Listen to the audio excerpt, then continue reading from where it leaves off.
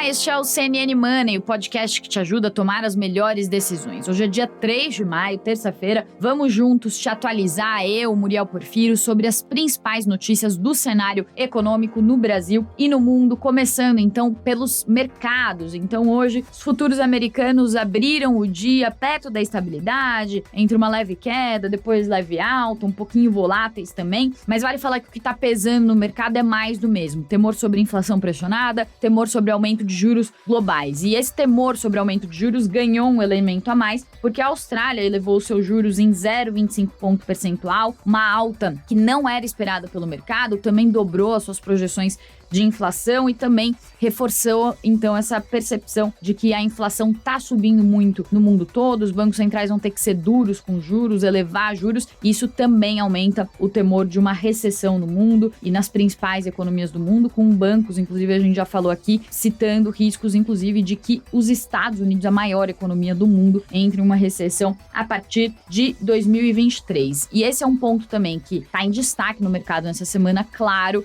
que é o aumento de juros nos Estados Unidos. Então amanhã tem a super quarta, com decisão de juros nos Estados Unidos, também do nosso Banco Central aqui, do Copom. Vale falar que essas reuniões, elas começam hoje, terminam amanhã, com o resultado, então, da decisão desses comitês de política monetária lá nos Estados Unidos. Ontem a gente falou bastante sobre as expectativas, a expectativa de uma alta de 0,5 ponto percentual nos juros americanos, o que vai levar a taxa de juros americanos para uma faixa de 0,75% a 1%, lembrando que lá a taxa de juros funciona como uma banda diferente daqui, que é uma taxa só. E aqui a expectativa, então, de elevação de 1 ponto percentual da taxa Selic para 12,75%. Claro, como a gente já falou, o principal ponto que o mercado vai ficar de olho é no que os bancos centrais vão falar nos comunicados para entender quais são os sinais do que acontece adiante. Mas, em meio a essa expectativa de aumento de juros, ontem o mercado já deu um pouco do sinal do que está esperando. Os Treasuries, que são os títulos americanos de 10 anos, passaram de 3% os rendimentos, isso pela primeira vez desde 2018, mostrando que o mercado está esperando aí que o Fed, o Banco Central Americano, seja bem duro diante dos altos índices de inflação, maior inflação em 4 décadas por lá. Um dado também que veio acima do esperado foi a inflação dos salários nos Estados Unidos, isso preocupou bastante também, porque mostra que a inflação está aquecida. Também o dado do PIB veio com uma contração lá nos Estados Unidos, mas com dados fortes de consumo das famílias, então vários dados apontando que a inflação deve seguir persistente nos Estados Unidos, e com isso o Banco Central, que já vem sendo muito criticado, o Fed, talvez tenha que atuar de forma mais dura. Falando sobre Europa, os índices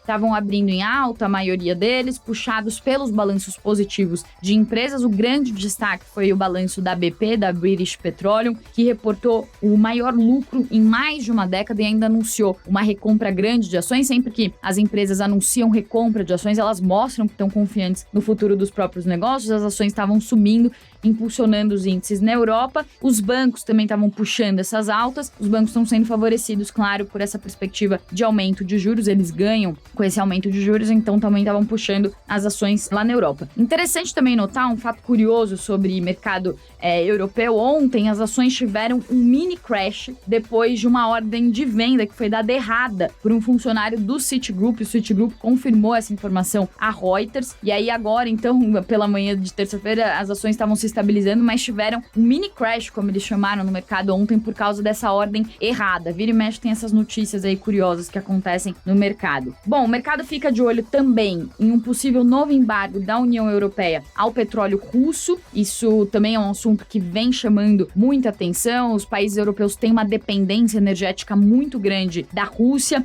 A Rússia, por sua vez, depende muito das fontes de receita do mercado de petróleo e gás, mas os europeus ainda não conseguem se desvencilhar totalmente da importação de gás, de petróleo da Rússia. Até alguns dados recentes estavam mostrando que a exportação de gás até aumentou da Rússia para a Europa neste ano, porque, claro, alguns países chegam a ter uma dependência de 40% ou mais do gás que vem da Rússia. É o caso, por exemplo, da Alemanha, que tem uma dependência de cerca de 40%, outros países têm uma dependência até maior. Então, a União Europeia está discutindo aí maneiras de conseguir reduzir essa dependência do mercado de petróleo e gás russo. E aí vale falar que alguns especialistas que conhecem mais o mercado europeu dizem que isso deve acontecer, mas ainda deve demorar. Talvez eles consigam fazer isso de uma forma mais ampla lá para o segundo semestre. E a única certeza que se tem disso enquanto fica nesse vai e vem, de se sanciona ou não, se vai adiante essa sanção ao petróleo e ao gás russo, a única certeza que se tem é que os preços devem continuar pressionados, porque fica essa tensão constante, isso acaba afetando os preços desse mercado de energia, que é um mercado também que funciona muito com base em expectativas, mas também essa transição que a Europa está tentando fazer para outras fontes, inclusive acelerar essa tentativa de ir para fontes de energia renováveis, também tem uma volta ao passado, porque para conseguir se desvencilhar dessa dependência dos russos, talvez eles precisem voltar a comprar ou a extrair mais combustíveis fósseis. De toda essa discussão, desse vai e vem, o que se sabe é que os preços devem continuar pressionados, e esse é um dos motivos, inclusive, de inflação global muito pressionada e que está assustando aí bastante os mercados e as economias. E aí, um último ponto também, como sempre, que está em destaque no noticiário, é o lockdown na China, mas queria trazer também aqui um destaque de uma notícia que a Reuters estava falando também sobre um relatório do Banco Global RBC, dizendo que existe um congestionamento portuário muito grande no mundo, que está piorando, e nesse relatório eles dizem que 1/5 da frota global de containers está presa em vários portos. Então é um assunto aí que preocupa diante da pressão sobre cadeia de suprimentos, que já estava muito afetada pela pandemia, agora fica mais afetada ainda por causa dos lockdowns na China.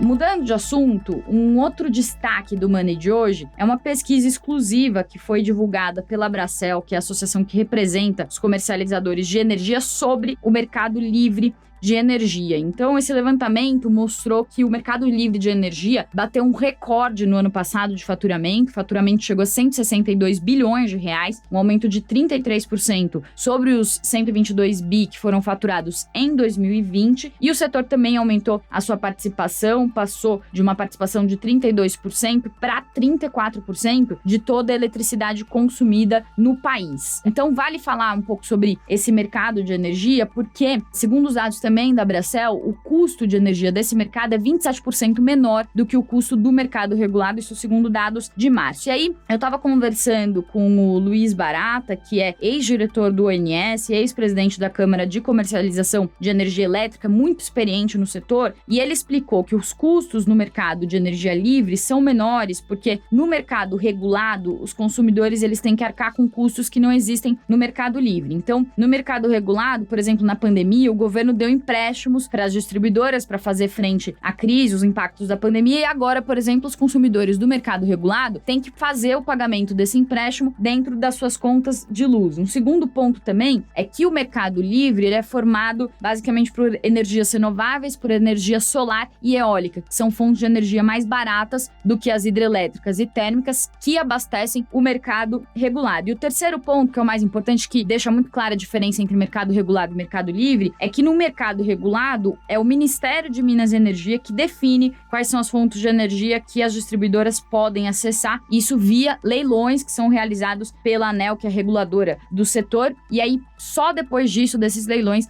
é que essa energia é distribuída por essas distribuidoras. Então, esse mercado regulado ele é mais cheio de amarras, entram esses custos adicionais que o mercado livre não tem, porque não tem essas amarras. Mas por que hoje o mercado livre ele é só acessado por grandes empresas, grandes indústrias e pelo grande comércio? Porque existem algumas restrições, existe inclusive um lobby de empresários, de pessoas do setor, de participantes do setor, de distribuidoras, para que esse mercado de energia não seja mais acessado. Então, existe inclusive um projeto de lei que prevê uma ampliação do acesso ao mercado livre de energia, mas que, por enquanto, está parado justamente porque existe essa forte resistência. Aí o Luiz Barata estava explicando que é positivo que o mercado livre ganhe espaço no país. Ele, por exemplo, acha que o mercado livre deveria representar 100% do país, o mercado deveria funcionar de uma forma completamente livre, mas ele fala que essa transição deveria ser gradual, porque, claro, se de repente há uma mudança brusca e o mercado de energia livre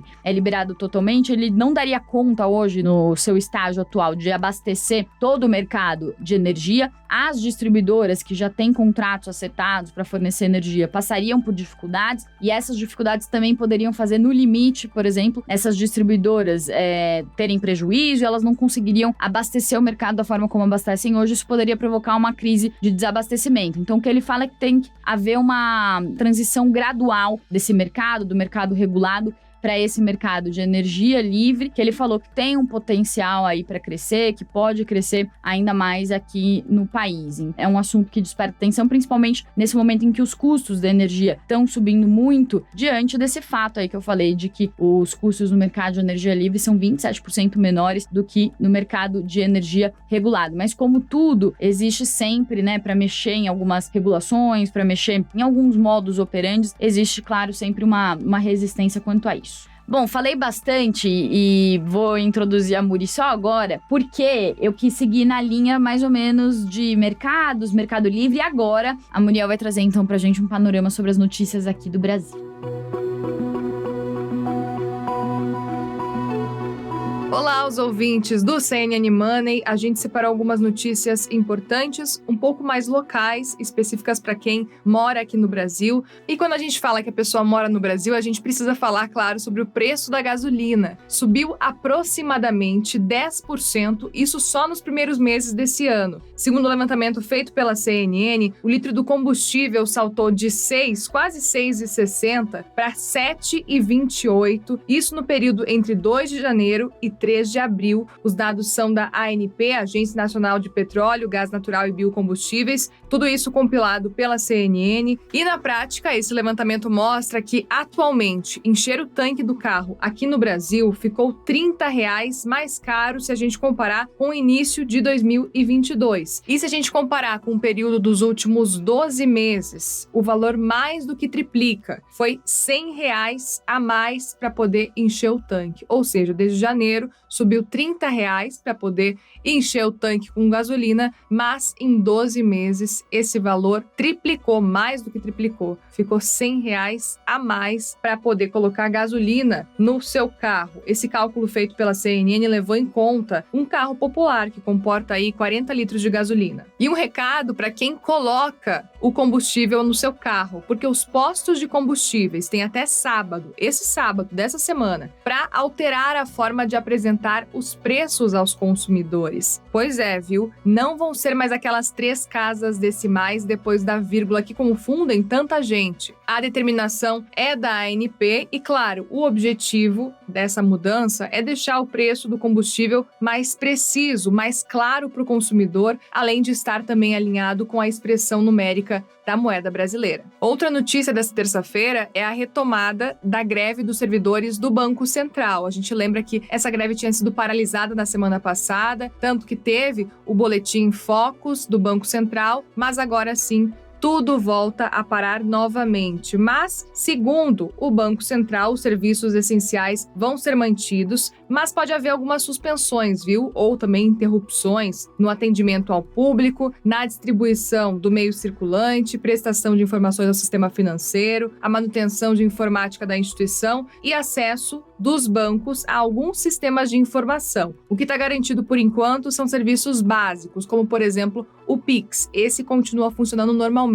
O que deve, portanto, ser afetado é o que a gente já viu nas últimas semanas com essa greve. Por exemplo, o Boletim Focus atrasou quase 3 semanas para ser divulgado. Isso pode vir a acontecer, sim, nas próximas semanas com a retomada dessa greve. A gente lembra que essa greve é por um reajuste salarial. Os servidores entendem esse aumento de 5% proposto pelo governo como insuficiente e eles propõem que o reajuste pedido de 27% valha já a partir do mês de julho desse ano e não seja retroativo a janeiro de 2022. A gente vai, claro, seguir acompanhando os desdobramentos dessa greve, que, claro, deve impactar vários serviços ao longo das próximas semanas. Agora, falando em indicadores, a gente viu vários saindo recentemente nas últimas semanas, de emprego, que mostrou, por exemplo, que a recuperação do mercado de trabalho continua, a prévia do PIB, que avançou 0,34%, dados de superávit também, que mostraram que as contas públicas tiveram em fevereiro o primeiro saldo positivo em 8 anos, mas a sensação é de que os preços continuam pesando no bolso, o brasileiro sente e muito isso, e a gente conversou sobre esse assunto com Gabriel Barros, economista-chefe da Rio Asset, sobre esse paradoxo, e ele fez uma análise pra gente, vamos ouvir. Então, na realidade, é muito mais uma questão de postergação dos planos de IPO do que de existência de fato.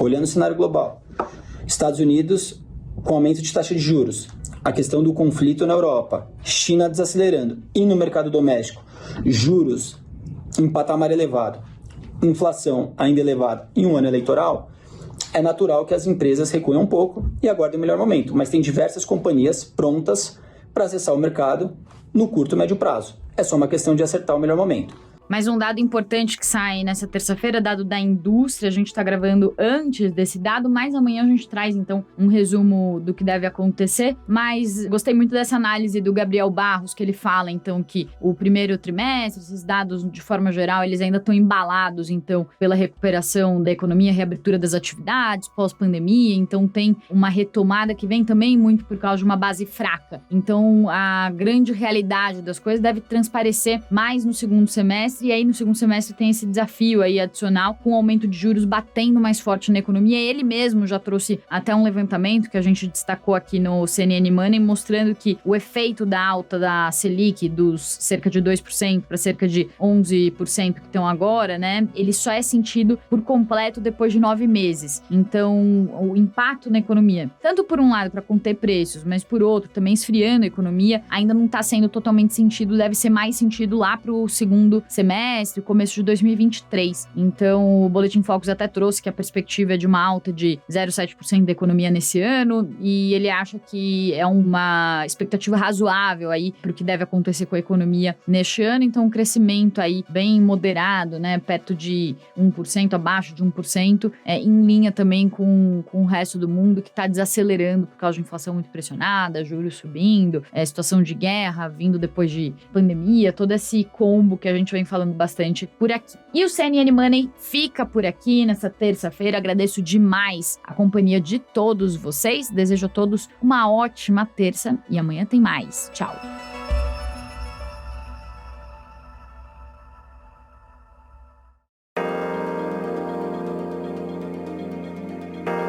Com a apresentação de Priscila Yasbeck, este podcast foi produzido pela Maremoto para a CNN Brasil. Edição e sonorização, Felipe Gomes. Coordenação geral, Paula Weinberg e Felipe Gomes. Coordenação de produto, Verônica Schneider. Coordenação editorial, Diego Toledo. Você também pode ouvir o CNN Money no site da CNN Brasil. E aproveite para conhecer os nossos outros programas em áudio. Acesse cnnbrasil.com.br/podcasts.